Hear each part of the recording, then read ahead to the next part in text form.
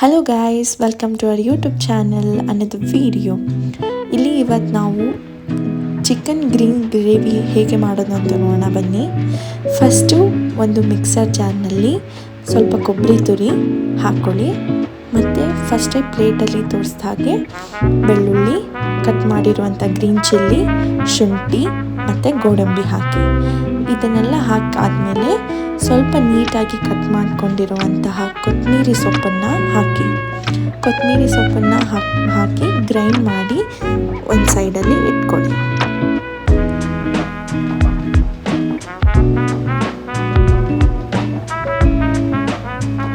ಇದಾದಮೇಲೆ ನಾನು ಇಲ್ಲಿ ಮಣ್ಣಿನ ಪಾತ್ರೆ ತಗೋತಾ ಇದ್ದೀನಿ, ಮಣ್ಣಿನ ಪ್ಯಾನ್ ತಗೋತಾ ಇದ್ದೀನಿ. ನೀವು ನಿಮ್ಗೆ ಯಾವ್ದು ಕಂಫರ್ಟೇಬಲ್ ಅದನ್ನು ತಗೊಳ್ಳಿ.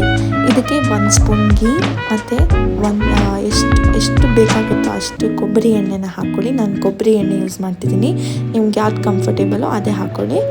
ನಾನು 3 to 4 ನೀಟಾಗಿ ಕಟ್ ಮಾಡ್ಕೊಂಡಿರುವಂಥ ಈರುಳ್ಳಿನ ಹಾಕಿ ಫ್ರೈ ಮಾಡ್ಕೊತೀನಿ. ಇದಾದಮೇಲೆ ಸ್ವಲ್ಪ 4 to 5 ಗ್ರೀನ್ ಚಿಲ್ಲಿನ ಸ್ಲೈಸಾಗಿ ಕಟ್ ಮಾಡ್ಕೊಂಡಂಥ ಗ್ರೀನ್ ಚಿಲ್ಲಿನ ಹಾಕ್ಕೊಳ್ತೀನಿ. ಇದನ್ನು ಹಾಕ್ಕೊಂಡು ನೀಟಾಗಿ ಫ್ರೈ ಮಾಡ್ಕೊತೀನಿ. ಫ್ರೈ ಮಾಡಿಕೊಂಡು ಸ್ವಲ್ಪ ಹೊತ್ತು ಹಾಗೆ ಫ್ರೈ ಆಗೋಕ್ಕೆ ಬಿಟ್ಬಿಡಿ. ಇವಾಗ ಇಲ್ಲಿ ನಾನು ನಂದು ಫ್ರೆಶ್ ಚಿಕನ್ನ ತರಿಸ್ಕೊಂಡಿದ್ದೀನಿ. ಚಿಕನ್ನ ನೀಟಾಗಿ ತೊಳೆದು ಸೈಡಲ್ಲಿ ಇಟ್ಕೊಂಡಿದ್ದೀನಿ ನಾನು. ಈಗ ಫ್ರೈಯಿಂಗ್ ಪ್ಯಾನಿಗೆ ಅಂದರೆ ಆಲ್ರೆಡಿ ಈರುಳ್ಳಿ ಎಲ್ಲ ಇದೆಯಲ್ಲ, ಅದಕ್ಕೆ ನಾನು ಕ್ಯಾಪ್ಸಿಕಮ್ನ ಆ್ಯಡ್ ಮಾಡಿ ಇದಕ್ಕೆ ಸ್ವಲ್ಪ ಟರ್ಮರಿಕ್ ಪೌಡರ್ 1-2 ಸ್ಪೂನ್ ಹಾಕಿದ್ದೀನಿ ನಾನು. ಆಮೇಲೆ ಉಪ್ಪನ್ನು ಸೇರಿಸ್ಕೊತೀನಿ, ಯಾಕಂದರೆ ಚೆನ್ನಾಗಿ ಫ್ರೈ ಆಗುತ್ತೆ ಈರುಳ್ಳಿ ಮತ್ತು ಕ್ಯಾಪ್ಸಿಕಮ್. ಸೇರಿಸ್ಕೊಂಡು ಚೆನ್ನಾಗಿ ಫ್ರೈ ಮಾಡ್ಕೊಳ್ಳಿ. ಫ್ರೈ ಮಾಡಿಕೊಂಡು ಅದು ಚೆನ್ನಾಗಿ ಫ್ರೈ ಆದಮೇಲೆ ಚಿಕನ್ನ ಆ್ಯಡ್ ಮಾಡ್ಕೊಳ್ಳಿ. ಚಿಕನ್ನ ಆ್ಯಡ್ ಮಾಡಿಕೊಂಡು ಒಂದೊಂದಾಗಿ ಚಿಕನ್ನ ಆ್ಯಡ್ ಮಾಡಿಕೊಂಡು ಚೆನ್ನಾಗಿ ಸ್ವಲ್ಪ ಹೊತ್ತು ಚಿಕನ್ನ ಬೇಯೋಕ್ಕೆ ಬಿಟ್ಬಿಡಿ. ಅದನ್ನು ಆ್ಯಡ್ ಮಾಡಿ ಸ್ವಲ್ಪ ಹೊತ್ತು ಹಾಗೆ ಬಿಟ್ಬಿಡಿ.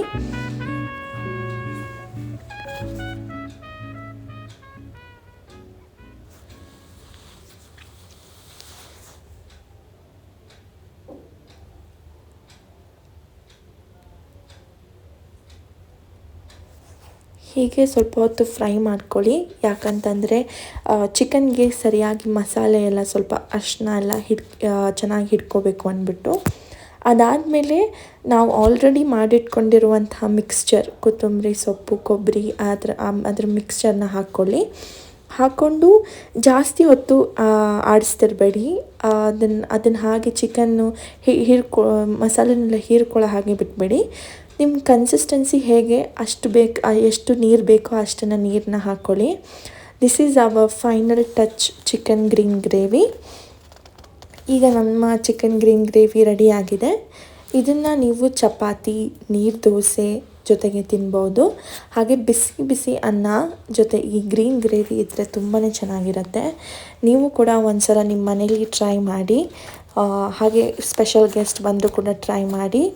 This will be a very good dish. ನೀವು ಒಂದ್ಸಲ ಟ್ರೈ ಮಾಡಿಬಿಟ್ಟು ಕಮೆಂಟಲ್ಲಿ ಹಾಕಿ. Thank you.